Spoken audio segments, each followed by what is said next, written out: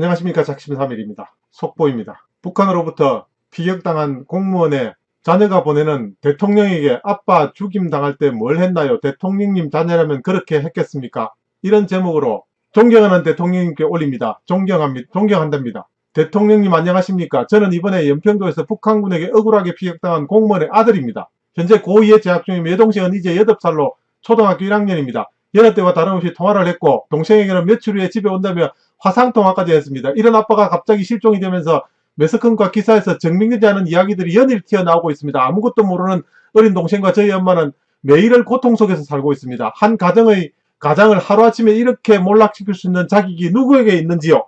이런 편지를 고등학교 2학년 아들이 대통령님 자녀라면 이렇게 하시겠습니까? 라는 제목으로 나왔습니다. 그들은 벌써 세월호를 잊었는가? 정부 발표는 또 어땠습니까? 다른 어떤 것도 발표하기 전에 먼저 월북이란 말부터 먼저 꺼낸 이 정부, 우리는 이것을 어떻게 해석해야 되겠습니까? 정말 해도 너무합니다. 자, 중앙일보 기사고요. 동아일보에서도 마찬가지입니다. 왜 아빠의 생명을 구하지 못했냐고 아이가 절규하고 있습니다. 정말 암울한 날들이 계속되고 있습니다. 북한에 의해 사살된 해양수산부 공무원의 아들 A군이 5일 아버지의 월북 중 사살된 것으로 판단한 정부를 비난하며 문재인 대통령에 항의 편지를 보냈답니다.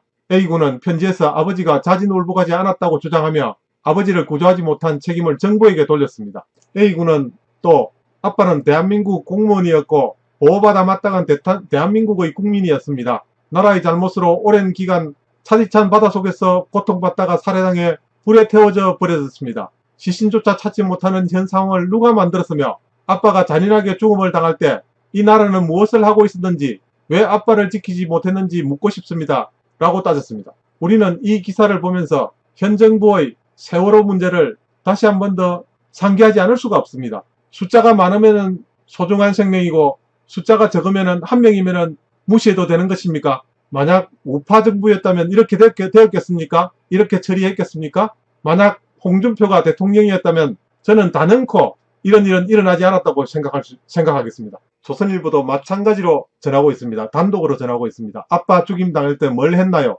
대통령님 자녀라면 그랬을까요? 세월호 진상규명은 지금 6년까지 하고 있습니다. 그런데 뭐가 급해서 무엇이 두려워서 발표도 늦어지면서 첫 발표에서 월북이라고 왜 규정했습니까? 누가 규정했습니까?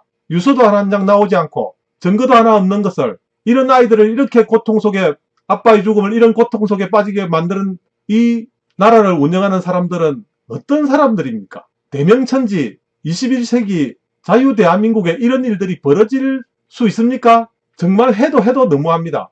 영화를 보는 듯합니다. 현실이 아닌 것 같습니다. 아무리 생각해도 이것은 현실이지 않을 것 같습니다. 꿈에서도 일어나지 못할 일들이, 꿈에서도 일어나지 않아야 될 일들이 버젓이 지금 대명천지에 대한민국 정부라는 이름으로 이렇게 벌어지고 있습니다. 작심삼일 비디오 일기 속보였습니다. 감사합니다.